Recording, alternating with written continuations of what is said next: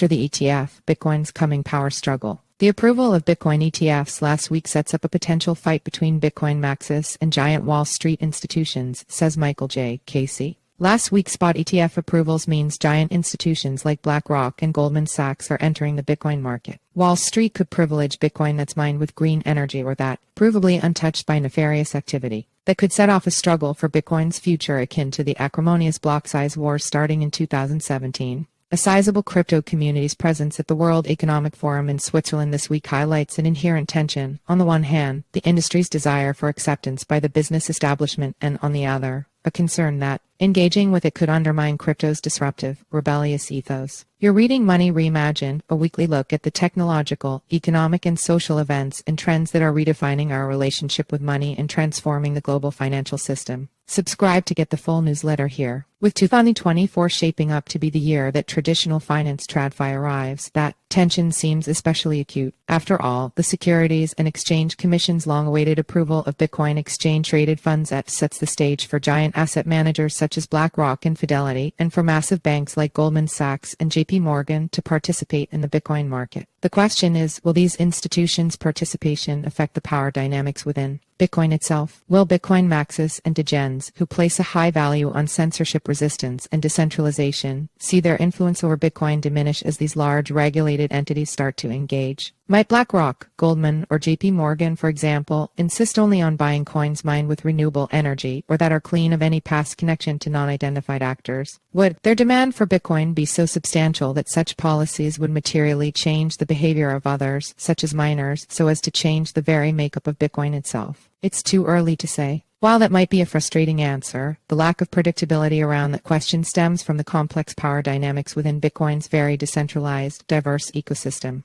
That complexity is part of Bitcoin's appeal and, in the long run, leads me to believe these Wall Street titans will be unable to alter it significantly. The New York Agreement precedent. A reference point for this was the outcome of the so-called Blocksize Wars in 2017. At that time, 58 crypto businesses lobbied to support a proposed hard fork upgrade in Bitcoin's core code that would increase the amount of memory for each block. The so-called New York Agreement was intended to reduce logjams on the network, allowing those businesses to process more transactions and so earn more fees. After a number of mining pools said they supported an increase, many thought the increase was a fait accompli, as the miners, in choosing which blocks to mine, were kingmakers in determining whether a new version of the software would be adopted. But a core group of developers and users argued against increasing the block size beyond the existing 2 MB capacity on the grounds that data storage costs would rise for anyone running a node to validate the blockchain. That ultimately would squeeze out smaller participants, leading to a more centralized network, they said. Instead, they advocated for a modification, known as segregated witness, or SegWit, to lower the data needs for each transaction, while also enabling Layer 2 solutions such as Lightning to process transactions off-chain and minimize on-chain fees. They launched a so-called user-activated soft fork USF, in which anyone who opposed the block size increase would boycott accepting any coins mined by miners that were supporting it. In the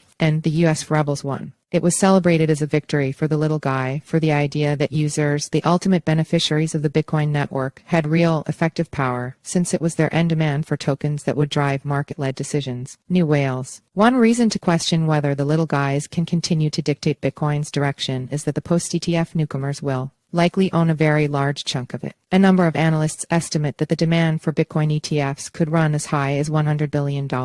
If so, that would represent about an eighth of the total market cap, which was just above $800 billion at the time of writing. So, very big, but not totally dominant. But let's now adjust for so-called dormant coins. It's reasonable to assume that a decent number of Bitcoins that have not moved out of their current address for more than 5 years won't ever be moved, either because they are controlled by diehard HODlers or because their owners have lost the private keys. Those coins, currently representing around 30% of the total market cap, according to Glassnode, cannot be treated as an exact proxy for dead coins, but should be taken into account when estimating the size of the active Bitcoin ecosystem. So now, we have $100 billion worth of ETF demand at 17% of the active Bitcoin market of around $581 billion. That's starting to look like these institutions could have real clout. A 2017-like US might be harder to pull off if such heavy hitters can put their foot on the scale. And yet, Wall Street won't be the only giant holder of Bitcoin. There are currently around 1,500 so-called whale addresses holding more than 1,000 Bitcoin each, together controlling around 40% of the total Bitcoin supply. Many of those are true believers who have hodled for years. They can move coins among themselves or among their own cell phone addresses, and in doing so make demands of miners and other participants in similar ways to the U.S. rebels. The Bitcoin OGs still have clout. One thing's for certain, if a battle for Bitcoin's soul emerges, it will be extremely hard fought, as the Blocksize Wars were hard fought.